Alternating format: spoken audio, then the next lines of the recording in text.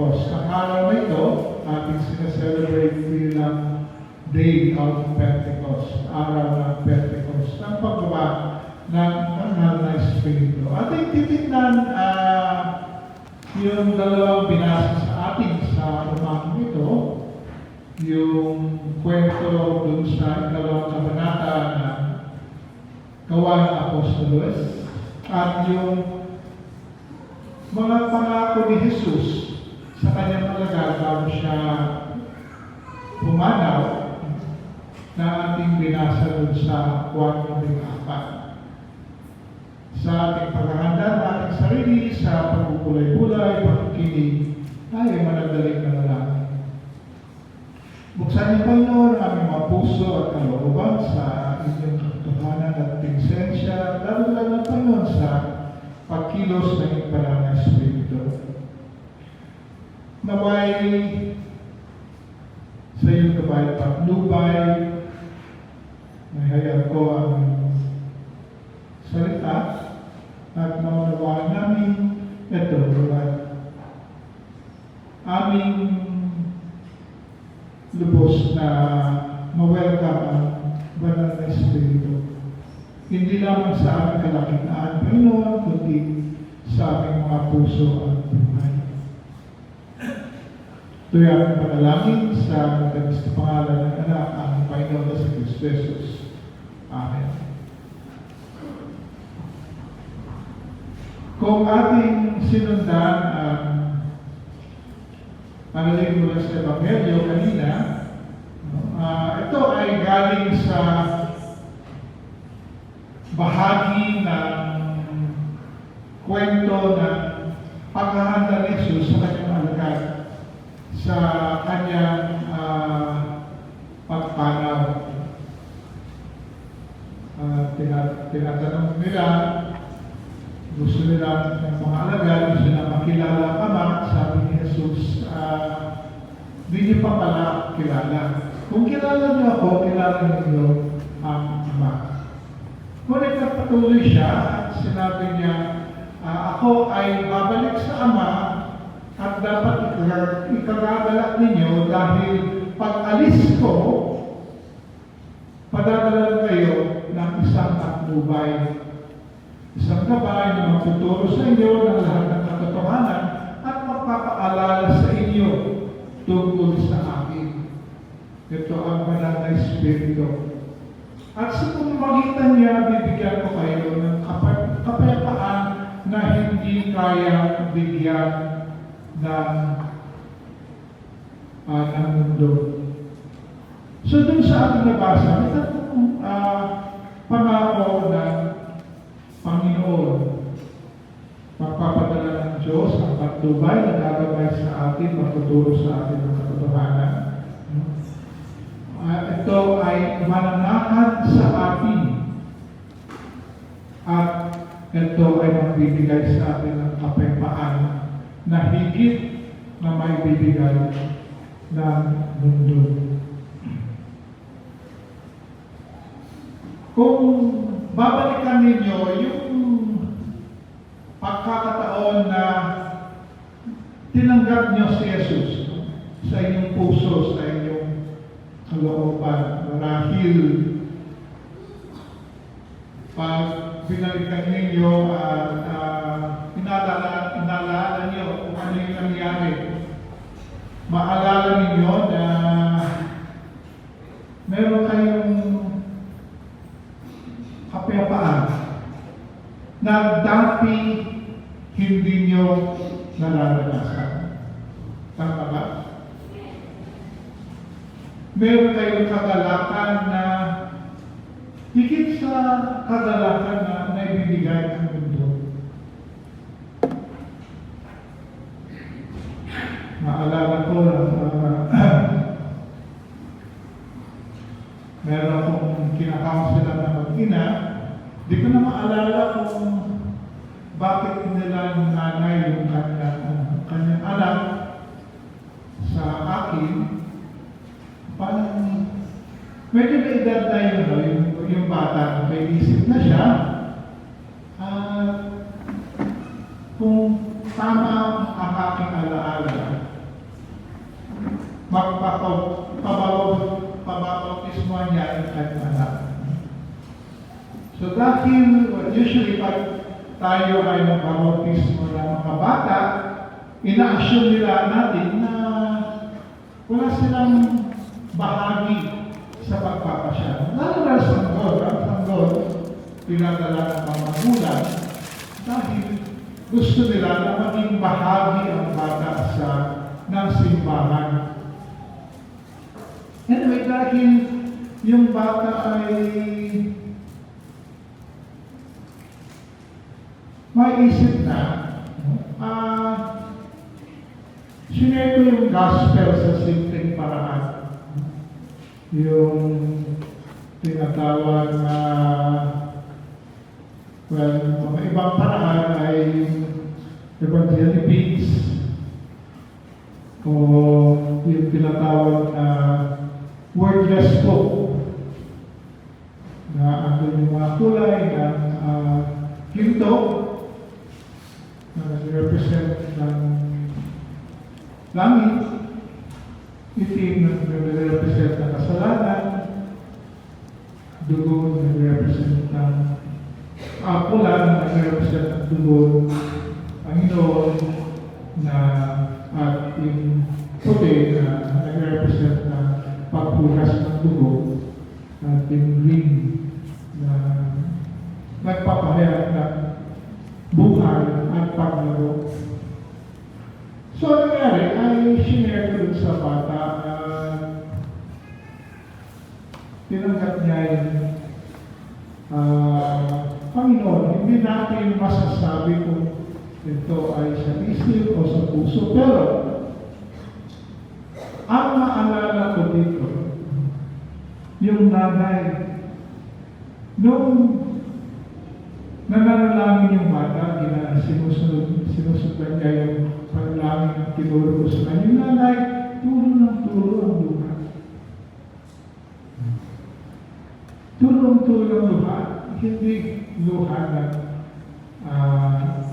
siyempre ito ay luha ng kagalatan na para sa kanya, itong aking karanasan sa Panginoon,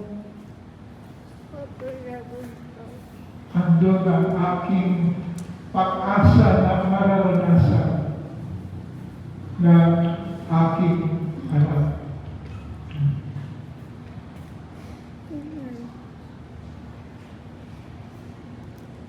Andun yung pagpapalagay ng nanay at kanyang kalooban.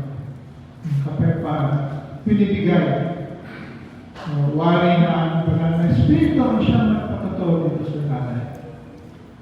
Na yung sinasabi ng kanyang anak sa panalangin ay hindi lang magbigkas ng salita, kundi isang katotohanan. Ito ang pangako ng Diyos para sa bawat isa sa atin na tumatanggap sa Panginoon. Tinatanggap natin ang banal na Espiritu. Ang banal na Espiritu nagkakabay sa atin, papatubay sa atin, magtuturo sa atin ng katotohanan na dapat natin malaman, magpapaalala sa atin sa mga tinuturo o tinuro ni Jesus sa atin.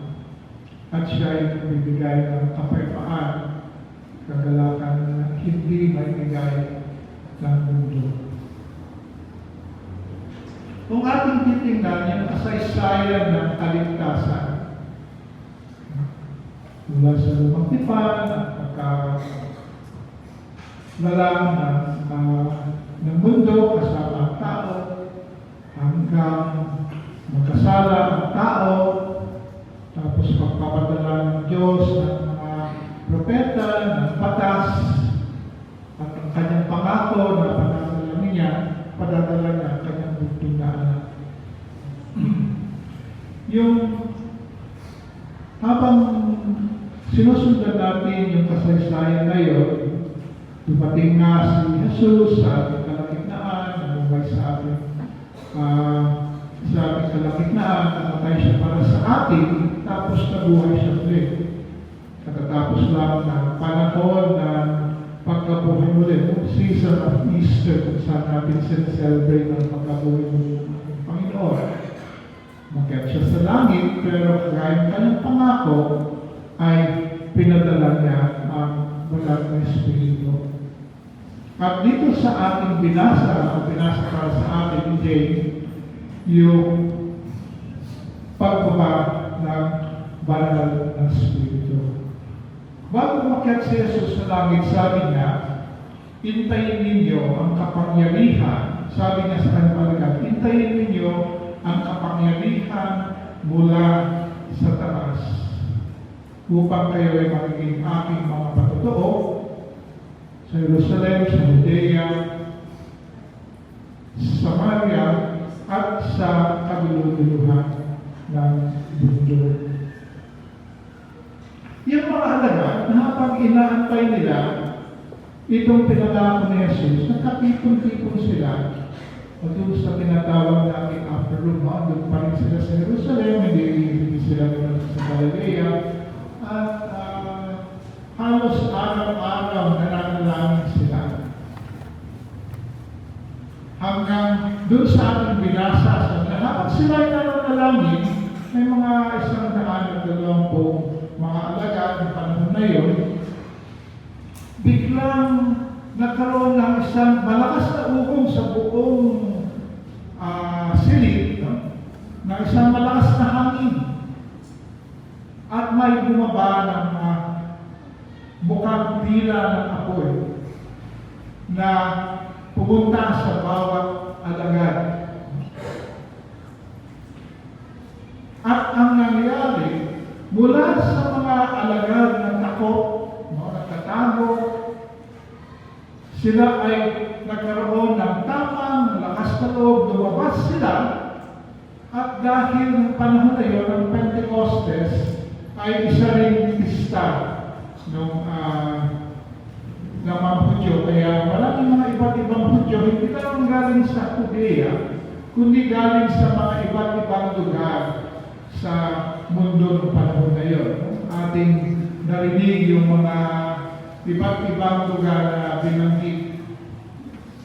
So, andun yung mga Hudyo at pati na yung mga Hentil, mga dating hindi Hudyo na nahikayat at naging mga Hudyo. At sila ay andun sa Jerusalem para ipagdiwang yung pista ng Pentecostes.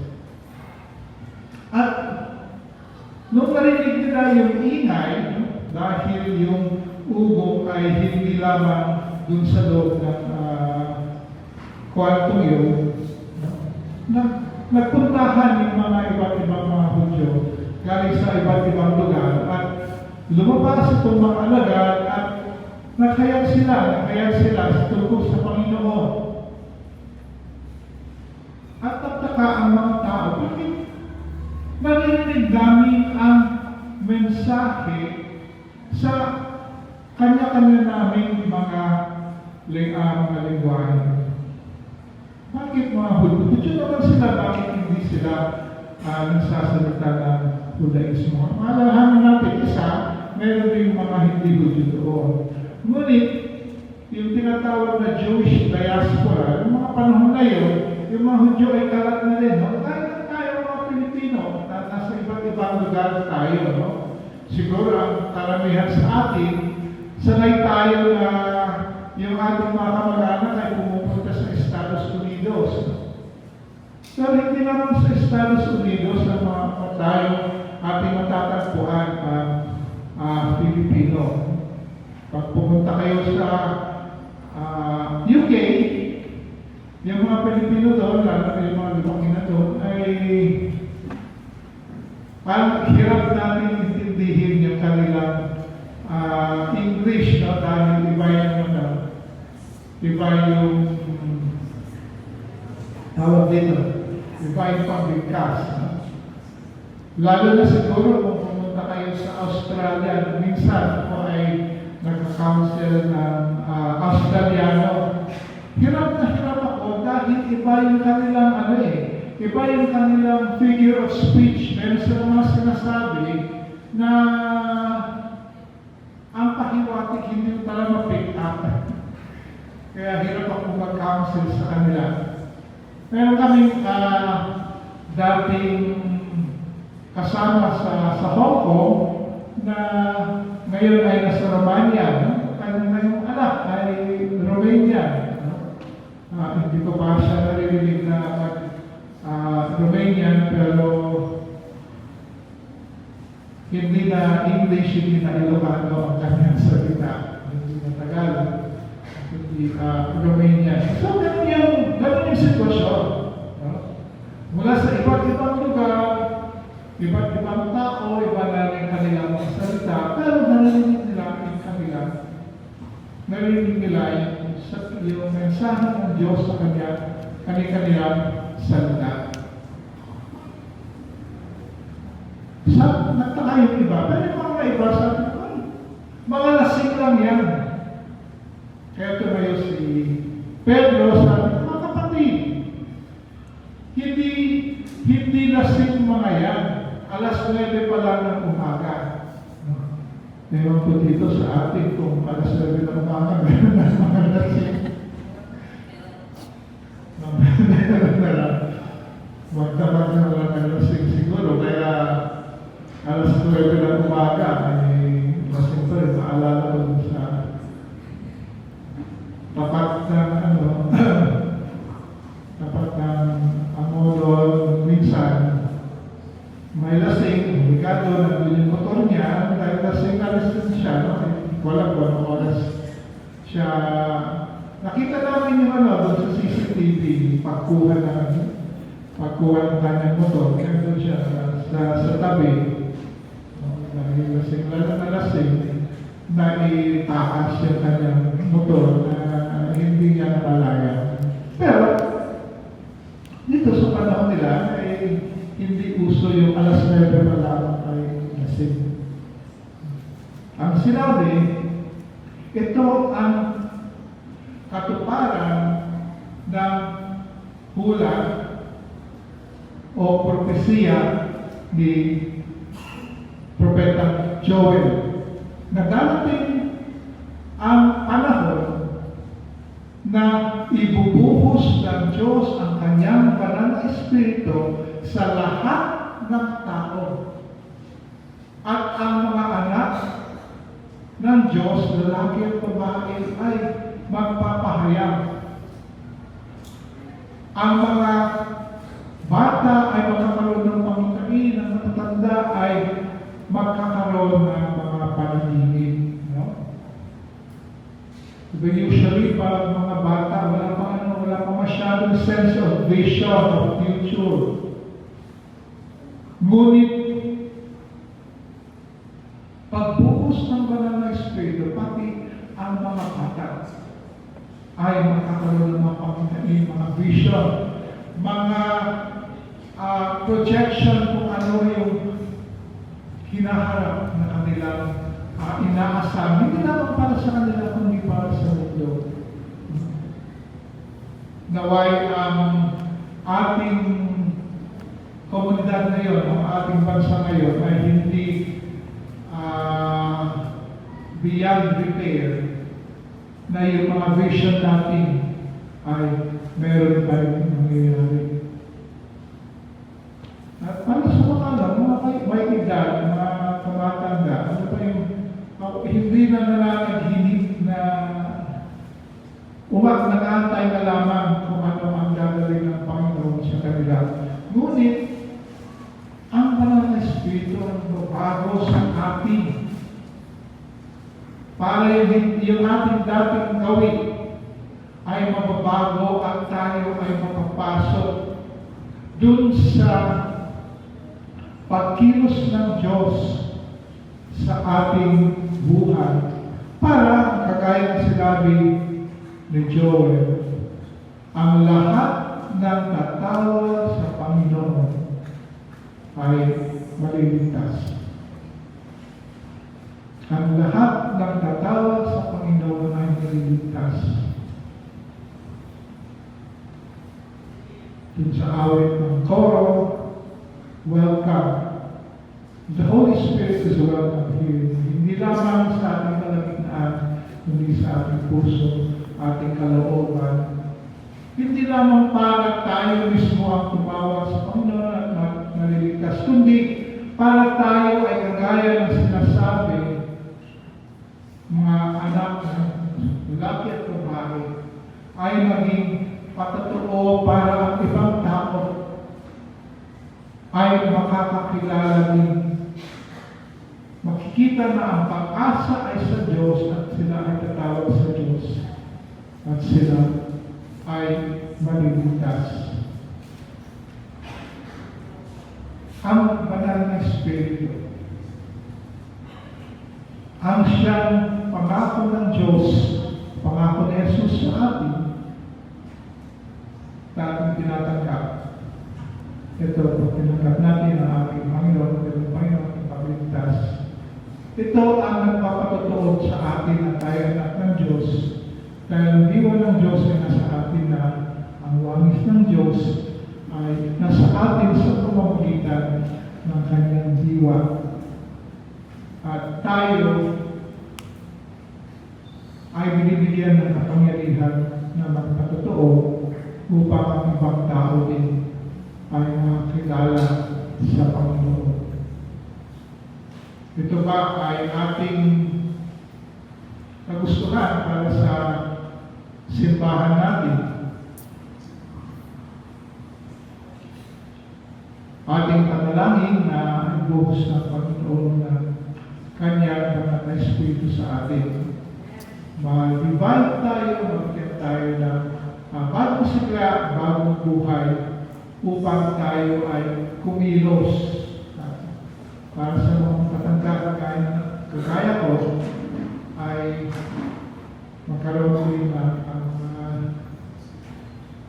panaginip para sa kinabukasan, para sa ating lahat. Sa pangalan ng Ama, ng Anak, at ng Banal na Espiritu. Amen. Tayo po ay sa sandali manalangin. Ibuhos niyo, Panginoon, ang iyong banal na Espiritu sa bawat isa sa amin. Naway hindi lamang siya manlapan, hindi lamang siya magbigay ng kaalaman ng katotohanan, hindi lamang siya magbigay ng kapayapaan, kundi maging instrumento siya upang ang aming mga buhay ay maging patotoo tungkol sa iyo at maging instrumento para ang mga ibang tao na makakita, makaranas ng pag-asa sa pamamagitan niyo at tumawag sa iyo at makaranas ng kaligtasan sa pangalan ng